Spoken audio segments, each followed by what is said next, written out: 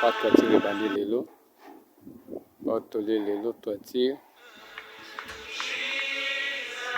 Ndenge babandi lelo na banzeli bakoba makasi lelo.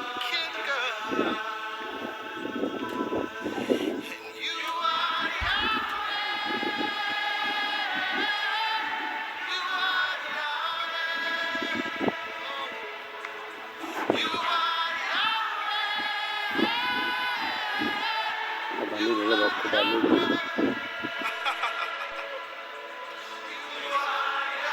Je pense que c'est bien sur le nom.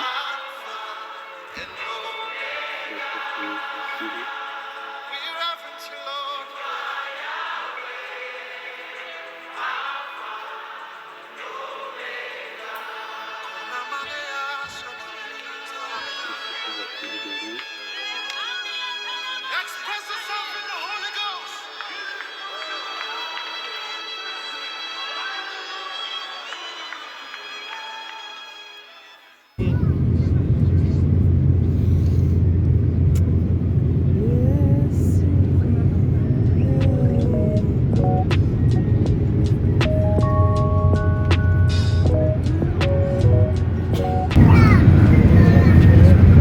Voilà. Oui. Jésus-Christ gagne toujours. You are the miracle working God. And you are Yahweh.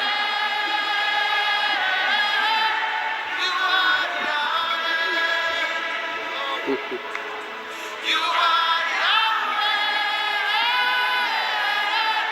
You are Yahweh.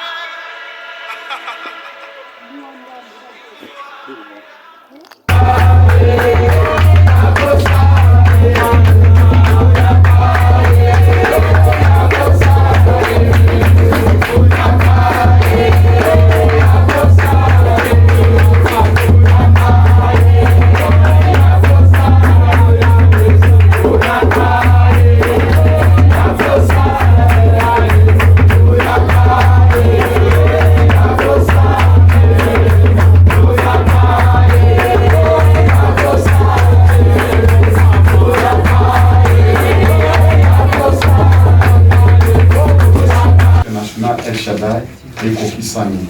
Alléluia. Amen. Église efungwami. Amen. Yo oza kokompoze, oza ondimia mission internationale El Shaddai. Yo oza koconstituer église oyo. Nzambe akokisi yango. Emi eza lola te. Eza des conditions ebele. Mais eza lola te. Bafaye mpe bazali. Osa mpe mosala kuna. Nakopesa malamu. Partout esika nzambe amema biso. Yesu akoti kopamba te. Atikala pamba te. Papa na yo atika ye atikanga pamba te. Bongo atika opamba ndenge nini? Alléluia. Nzambe otiko te. Akorestore yo. Nzambe akoti na restauration. Restauration vina nge bandi sikoyo. Nzambe na bongi na bongi.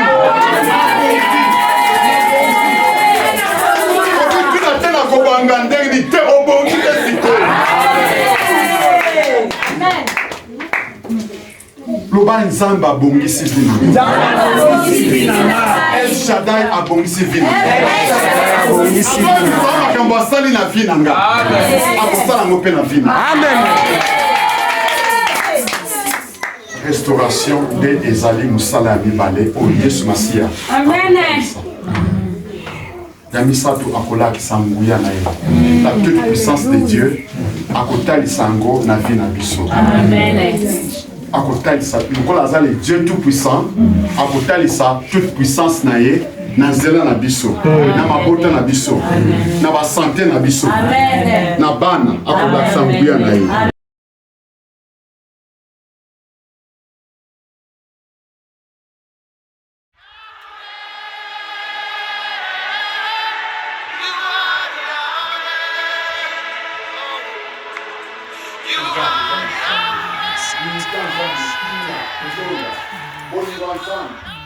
Pe misala malamu, isaleli pe kosani. Nesika ozama pambola ye. Au nom de Jésus, pasteur Jean-Pierre. Zambe oya bendio aponio kosalela ye na kati na mission internationale El Shaddai azala nayo abatela yo akamba yo yamba muhimu santu osala nzambe na kobanga nzambe pe na kotosa nzambe na verite ya muhimu santu na verite aloba na nzambe pe na kobanga nzambe nzambe azala nayo apesi autorité na nzambe osala nzambe na pesi autorité ya kosalela nzambe na pesi autorité ya kosala nzambe nasengi nzambe ayetuze opuisama oyo koloba bana na nzambe bakotosa mpe bakoyoka yango tambwisa bana na nzambe mpo na bokonzi na likolo na nkombo na Yesu amen. Pasteur Justin yaka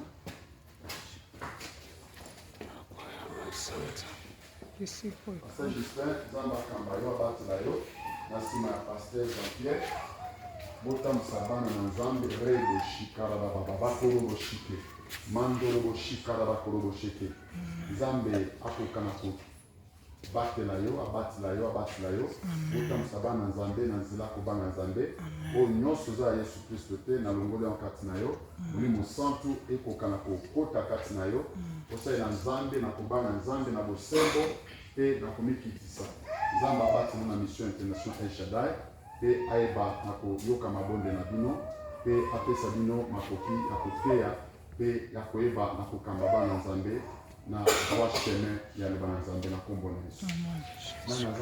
Dieu merci. Évangéliste, Dieu merci nzambe abatela yo aprotege yo asunga yo okonga koteya sango malamu na misungi na molimo santu nzambe abatela yo alongola kanda kati na yo nzambe apesa kimia mpe koloba nekoma facile nzambe apambola yo mpe apesa makasi ya kosalela ye na kati na mission internationale El Shaddai nzambe apambola na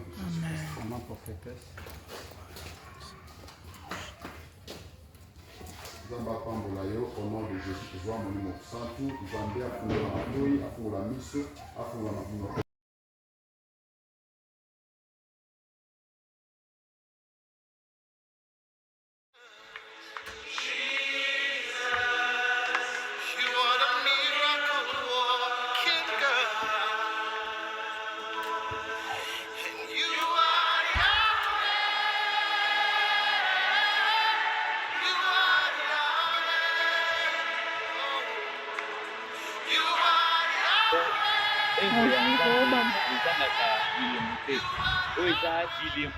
Bandi que juste que site ya ba généraux et tomomi pote nzambe ya ko visiter donc le pambuli oyo batika wa bagrade pozi misala et PSML donc cela veut dire nazana migrote memoli mo sang apanzi yango siki yozo yoka satana a kosote o chatembe oyo ndi makanda amona la présenter bino mo sala nzambe eza image accès ayaki konya tamabele pote site généraux et tombwama prophète Yohana na pese mo. Bana nanga mama olobini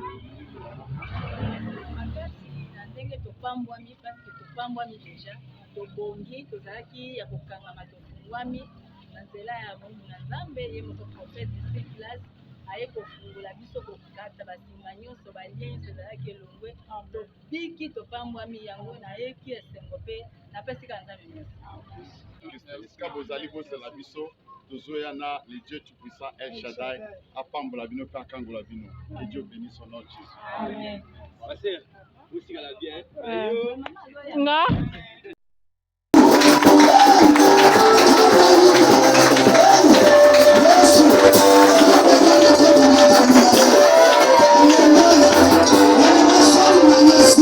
omona bina yo kende liboso kati na yo Yesu Masia alobi ete na yonde na kotelemisa eglise oyo na yonde okomona mama Nathalie oyo bana ntango basilisi bana mpe batie bazotya bango na molongo bazoklasse bana vraiment bazalaki ebele nkolo mpe ebele vraiment nde omoni nyonso nazaka na liboso ya bana nde bazali libanda protocole bazo servi pe bana baza vandi pe wana nyonso kaka bana El Shaddai Nzambe anguya nyonso azosalela mama matondo mpe masanzoli epai na yo mokonzi esengo mpe kimia bazolinga baservi bango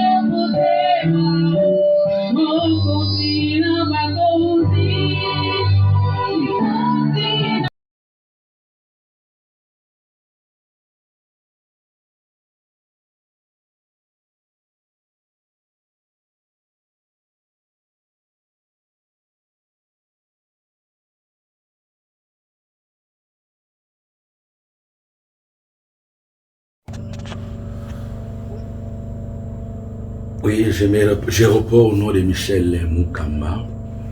Je suis prophète de Dieu. Par la grâce de Dieu, je vais témoigner pour le prophète Joseph Jody, qui est à Londres. J'ai connu ce serviteur de Dieu en 1998. J'avais problème de ma femme qui ne concevait pas. On a circulé les hôpitaux de Kinshasa pour consulter les gynécologues. On a des résultats positifs. Un certain jour, je venais de travail.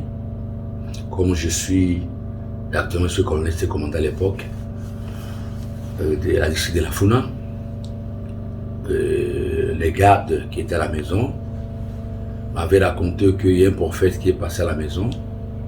Et le jeune prophète, il était en bleu blanc, une forme bleu blanc, il était en secret humanité, qui était peut-être chez moi à ma résidence, qu'il avait le message de Dieu concernant mon foyer, notamment la conception de ma femme.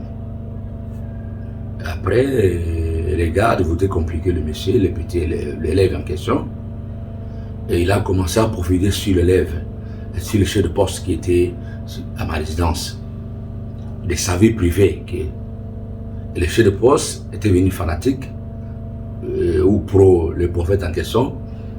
Quand il est rentré chez lui, quand je suis arrivé maintenant, le garde, le chef de poste en question, il a commencé à pleurer pour que je puisse chercher le prophète là. Et vraiment, il doit être Dieu, même si elle est, il doit être Dieu. Parce que ce qu'il a révélé pour lui, c'était secret pour lui, secret dans son cœur. J'étais obligé d'envoyer le véhicule pour chercher le prophète, parce que moi j'habitais à Mangembo à l'époque, Bandal, sur la ville de Mangembo. Et le prophète habitait vers Bandamola, sur la ville de Bukaka. J'ai envoyé le garde, le véhicule pour le chercher, il est venu avec lui. Il a commencé à prophétiser sur moi. Je peux dire, moi j'étais prophète au carré, j'étais païen au carré. Il y a des païens, ils prient mais ils pêchent. Moi j'étais pas au carré, je ne prie pas. Je suis un vrai païen. Mais il a commencé à prier sur ma vie. C'est la conception de ma femme, c'est l'année qui suit, c'était fin 1998, vers novembre, je ne me trompe pas. Et il me disait que, il avait posé que, au 2009, ma femme aura un enfant. L'enfant, garçon, vous donnez le nom de Jérémie, ce qu'il m'avait prophétisé. Effectivement, après deux mois de sa prophétie, de sa rencontre avec lui, ma femme avait un état de grossesse. Je suis parti à l'hôpital, le docteur a confirmé c'est le début de la grossesse. Et l'enfant était né mal comme il avait prophétisé. Et depuis là, nous sommes, parce qu'il avait donné 3 prophéties, la naissance de l'enfant, Dieu a besoin de moi pour être son serviteur, par les messages de repentance, pour les autorités en particulier, pour les Dieu en général en tant qu'autorité, pour l'autorité en particulier, pour les Dieu en général. Et je serai élevé au sommet du pays. Donc, notamment, j'étais commandant du SIG à l'époque, mais non, que la fonction que j'occupais à l'époque là, il dit non, tu vas aller au sommet. Jusque-là, jusqu'à que je suis arrivé à la présidence publique, comme la prophétie avait dit. Maintenant, si j'ai fait cette vidéo pour confirmer, j'ai donné beaucoup de témoignages pour le projet Joseph, j'ai confirmé les choses de Dieu. Pour quelques synthèses, je peux dire, moi je confirme, Joseph, il est vraiment serviteur de Dieu. J'ai beaucoup de témoignages et de messages qui s'est concrétisé dans ma vie venant de cet homme de Dieu. C'est ça que je voudrais édifier le peuple de Dieu, notamment le serre aux frères en Christ. Shalom, shalom peuple de Dieu. J'espère que tout le monde va bien par la grâce de Dieu. Je suis venue au travers de cette vidéo témoigner la grandeur et la même puissance de Dieu au travers de son serviteur, le prophète Joseph Ndjonji. Je crois que j'étais encore petite. J'étais encore petite par rapport à l'âge que j'ai aujourd'hui. En grandissant, au moins j'ai ressenti des colères, comment dire, une colère là, intense. Donc je peux me réveiller un beau matin comme ça, moi-même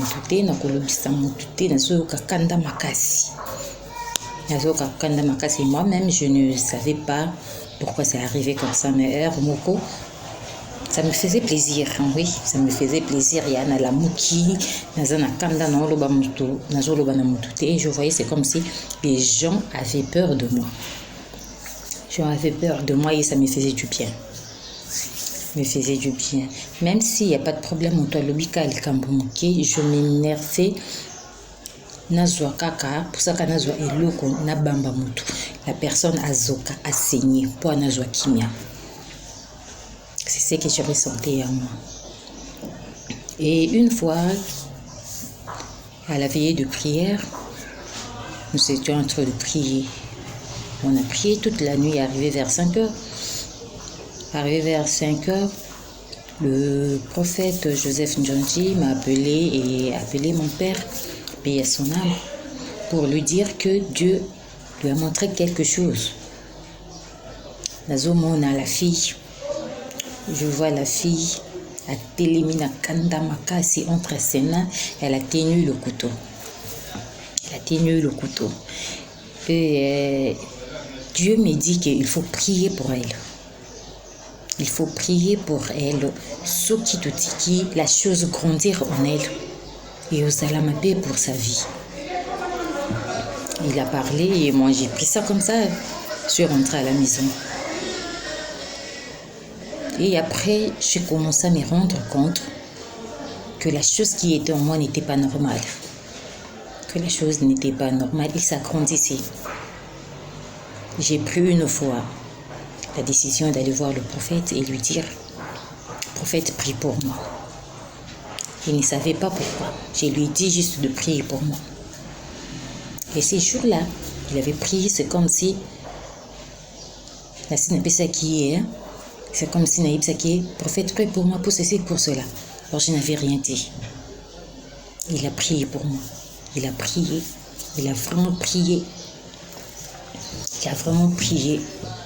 Parce que Dieu l'utilisait puissamment. Même aujourd'hui, jusqu'à aujourd'hui, Dieu l'utilise puissamment. Il a prié pour moi. Et aujourd'hui, si je peux dire que je ne sais pas quand, la colère est partie. Je ne sais pas quand la chose a quitté mon corps. Je ne sais pas quand la chose a quitté ma vie. Je ne sais pas quand. Je peux dire que quand il priait, il y avait des manifestations. Non. Il n'y avait pas des manifestations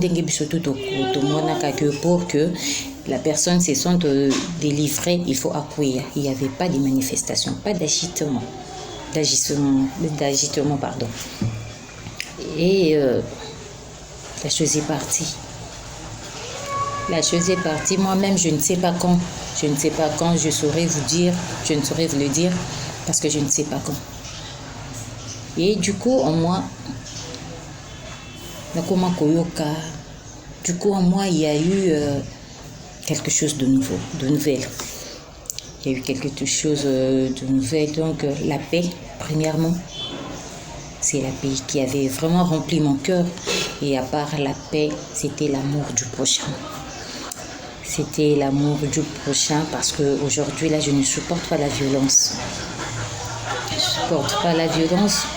Donc, quand même, pour frapper l'enfant, j'ai très mal là. À l'intérieur, auparavant, ça ne me faisait absolument rien.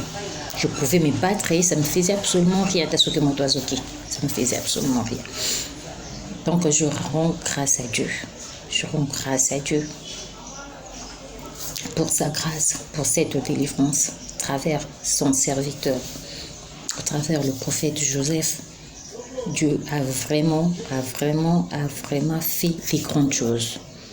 Je ne sais pas ce qui n'a comme nani lelo, ce qui prière wane salama kite, na ebité ce qui n'a comme nani lelo si Dieu n'avait pas révélé à son serviteur. Donc je rends vraiment grâce à Dieu. Je rends vraiment grâce à Dieu. Vraiment, aujourd'hui, je témoigne parce que je sais que Dieu l'utilise puissamment. Bonjour, Bana Nzambe. Kombo na ngai, Mama Yvonne. Naye kotato la monnaie na Nzambe, asalela ngai à travers mosali na ye, prophète Joseph. Nazalaki mama moko komitungisa makasi ba maladi makambu minka mabika tebele ba souci makambu kaka ebele ndani na kimia te. Nazalaki na zemi tuna zolingana longola zemi makambu eleka gaye ebele. Mais premier jour na yambati mosala Nzambe na kati ya ndako na ngai. Amoninga alobi na ngai, Mama Yvonne, oza na zemi okobota mwana mobali mwana wana kopesa ye kombo ya Joseph. Na mitungisa me na vandi na ba problème azalaki nango na zemi na zaolinga na longola do makambo ebele kaka natali na vandi ka kimia solisi mosala Nzambe akendeki na ye. Mais eleka ba mikolo aza koya kopesa ba conseil kobondela pona ngai tina ye kobota na boti mwana mobali na pesi be kombo ya Joseph.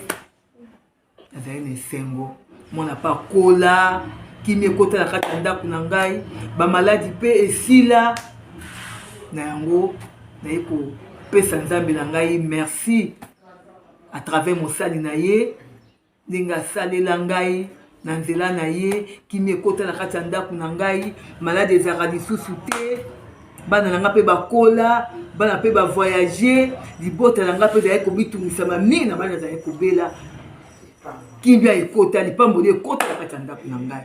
En tout cas yango naye kokumisa nzambe na ngai nzambe apambola ye mosala azali kosala nzambe apesa ye longue vie abatela ye libota na ye mobimba en tout cas nzambe akanisa mosali na ye. Merci. Shalom, shalom, shalom. Comme nanga eza Madame Godelive Ila Koingo, naza mwana prophète Joseph Djonji, naza leki na ye, cadette na ye, mais souvent tobengaka ye papa parce que yende aza héritier na biso, c'est pourquoi tobengaka ye papa. Na ye kopesa nzambe nanga merci, na pesi nzambe merci na oyo asali na kati na famille na biso. Toza vraiment na esengo makasi famille mobimba. Ndolenge nzambe atomboli moko kati na biso na kombo ya prophète Joseph Djonji. Nzambe atomboli ye, akomi mosali na ye, akomi prophète na ye, na bengaka ye souvent prophète de Dieu pour toutes les nations parce que nzambe atomboli ye vraiment makasi. Nzambe atomboli ye. Prophète oye abengami lelo ezaka pona lelo te, mais nzambe apona ye depuis kala, depuis bomwana, et puis abandaki kosalela nzambe depuis kala. Eza penza lelo te, eza ya lelo te vraiment. Et puis ba témoignage vraiment eza ebele oyo eza ko convaincre nga vraiment que aza mosali na nzambe, que nzambe aza kosala na kati na ye. Chaque fois soki na concevoir yende azalaka mutu ya liboso ya koyebisanga, ma fille, namoni tu es enceinte, je vois que tu es enceinte. Na sekaka kaka po saka neti mwa soni boy, mais ezalaka vraiment ya solo komona ata un mois ya pamba. Nazwi retard ata ya un mois ya pamba, ye ayebaka chaque fois fois yebisanga yango. Témoignage ya mibale, tozaki na moko kati na biso, epa na nga aza yaya, epa ya prophète azaleki, azalaki na problème, abelaka malaria. Siko ntango bakomela ye kisi moko anti malaria moko azalaki komela, après kozwa kisi wana azalaki na problème ya matoi, azalaki koyoka lisusu te, matoi ekangamaki. Eza na jour moko prophète abengaka alobi gode pasenga Alphonse na solola na ye, ayebisaka ye yaya aza na problème, akoyoka yo lisusu te, ata bosololi na ye akoyoka yo te, ponga mutu naza na ye awa ata na gangi ndenge nini azoyoka nga te. Ke dur na téléphone, yaya aloba, papa alobaki pase ye téléphone na kosolola na ye akoyoka ngai. Esaki papa, je ne crois pas. Abi na kombo na Yesu pase ye téléphone. Nazwaki téléphone na pase ye, asambeli po na ye, na sima babandi kosolola, poser ye question à répondre ye, elekelaki biso nyonso, libota mobimba. Tozaki vraiment na esengo ti lelo yaya wana ayokaka, asololaka na batu, akoma na ye nyonso bien. En tout cas, ba témoignage eza vraiment ebele, ba témoignage eza ebele, eza ebele, eza ebele. En tout cas, esengo makasi pona biso famille, pona nzambe kotombola moko kati na biso, prophète Joseph, révérend prophète Joseph Djonji. Allez de l'avant, allez de l'avant, allez de l'avant. Que Dieu te bénisse, que Dieu te bénisse, que Dieu te bénisse. Nzambe akende liboso, atondise na nguya na yo, apakola yo lisusu mafuta, kende liboso sakola mokili mobimba bayeba yo na nzela ya nzambe na yo. Nzambe azwa lokumu. Merci, merci, merci, merci. Kende liboso prophète de Dieu. Qui est important, qui est devenu instrument, il est dans une branche dans le ministère. Si vous avez une évangélique, prophétique, si vous dites les choses en tout cas, n'écoutez pas. En passant, pour il vous souvenez un petit peu, un jour il est passé voir la maison, on ne presque rien. Alors on a préparé quelques tarots. À l'époque, j'étais le bon mari, on était avec madame, on a préparé des tarots. Il y avait à peine le ciel que ça pouvait être à 4 ou 5 pour ça. Pas pour ça,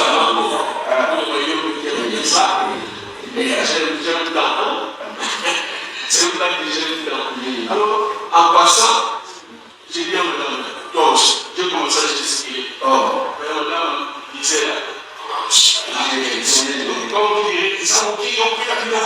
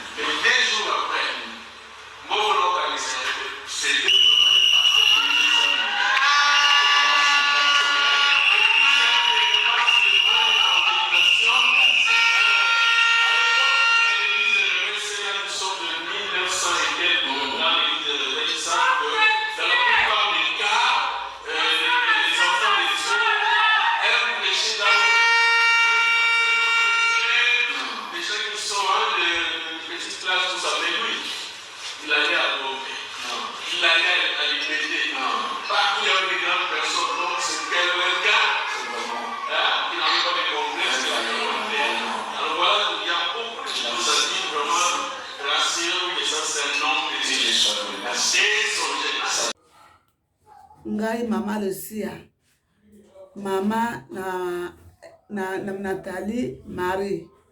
Naza kopesa témoignage ya mwana na ngai oyo ya mwasi. Banda na boti mwana na ngai wana.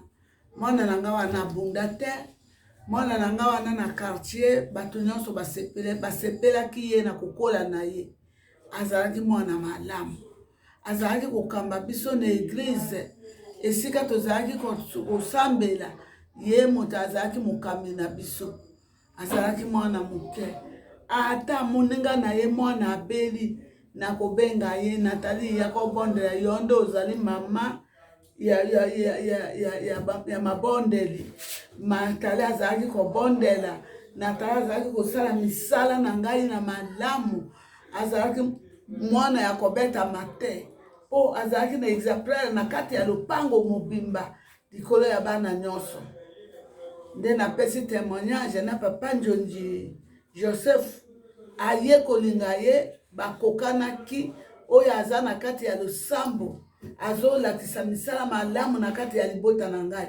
Soki abondeli mpona mutu efo tomona malamu. Mama Nathalie na mobali na ye baza basali na Nzambe. Bochi atembe te bokomona.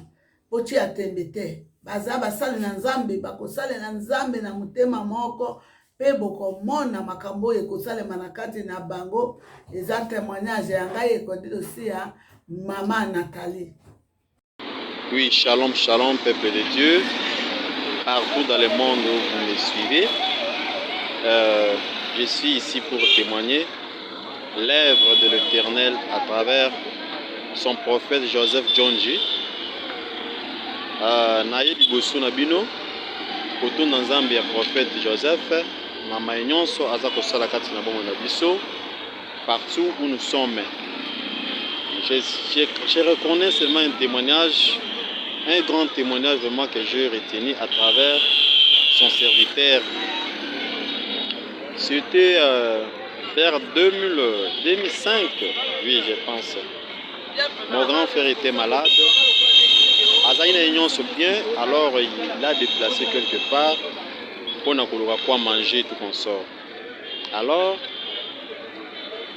c'était arrivé qu'à son retour là, Azoyo Kalisouté, Matonyo Somi Balé. Azoyo Kate, alors tout ça qui de façon à se rétablir, mais ça n'a pas tenu. Alors on a jugé bon d'appeler l'homme de Dieu pour qu'il puisse prier pour Naye. On a appelé prophète à Tunibiso à Motuna Moro, expliquer même les cas.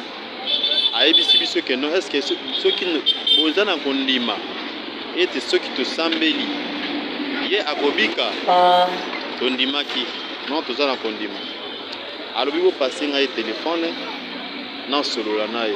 Mais comment Moutazo Yokati? Alors, on a solo la tanke, Moutazo Yokati. Alors, on n'a pas de temps encore de faire si grand téléphone, tu tiens dans les toits, à Sambeli, tant au Kakati. Amen.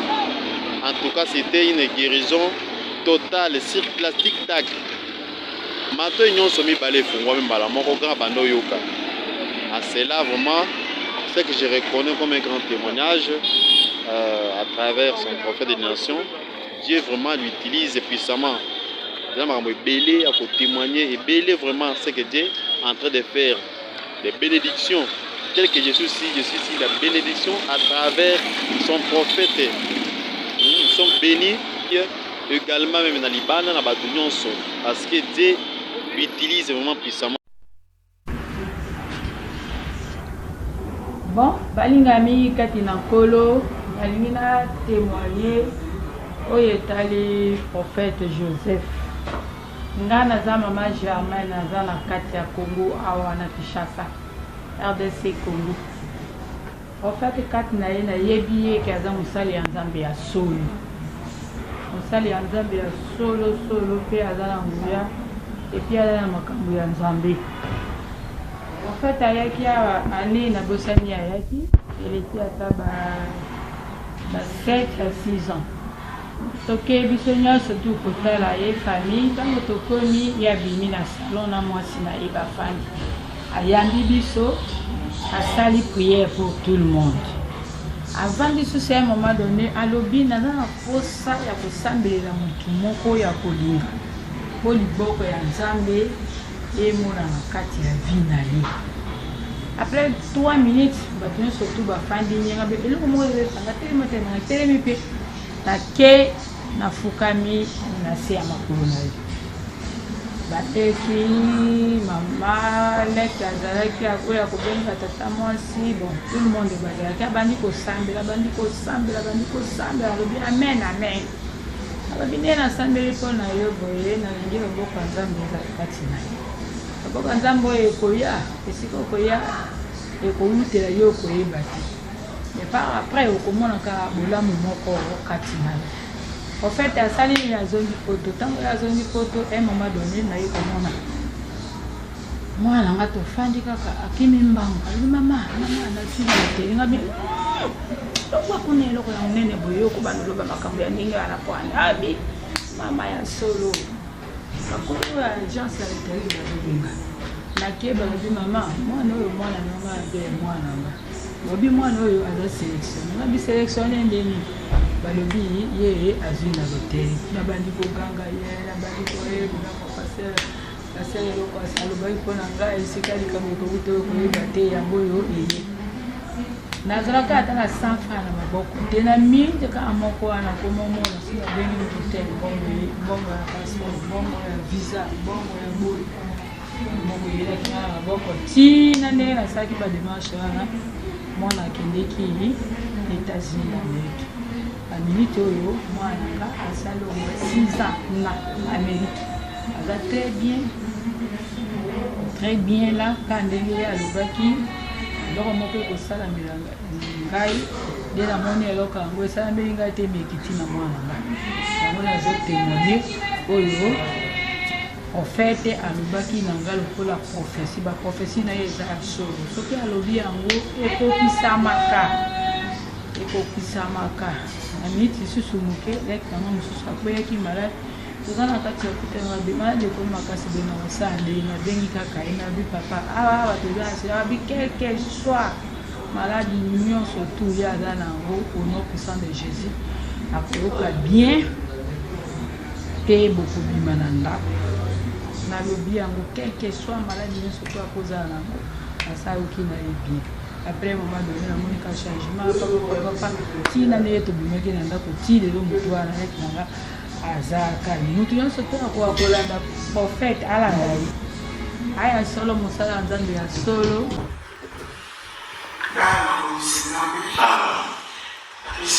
Merci pour cette parole. Il va jamais tomber les circonstances. Et nous, pour la vie, ça, il faut pas les amis. Nous devons soutenir les jours de ma vie. Amen. Donc, on a oublié la vie. La carte, il faut qu'on la célèbre la nuit. Azana, nous devons pour extraordinaire. Wow, Seigneur.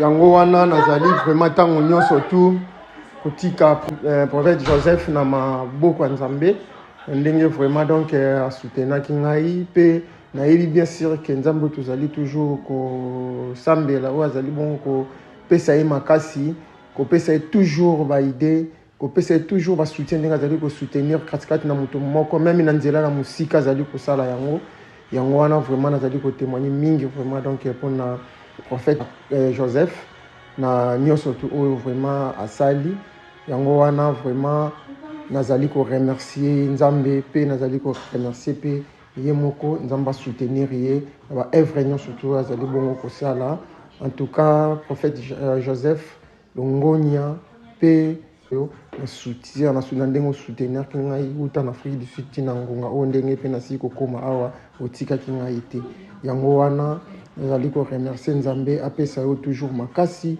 na ba projet na ba initiative na makambo nyonso tozali kosala okende toujours vraiment donc liboso na ndenge makambo nyonso to ozali bongo vraiment donc kosala pe nazali reconnaissant na nyonso to otikaki ngai te uta vraiment donc nazalaki nanu par terre na se me oramasaki ngai na nzela na mabondeli na yo na manini nyonso to ti lelo pe na ndenge nakomi mpena donc na position nakomi merci mingi vraiment matondi na libota nyonso to au revoir.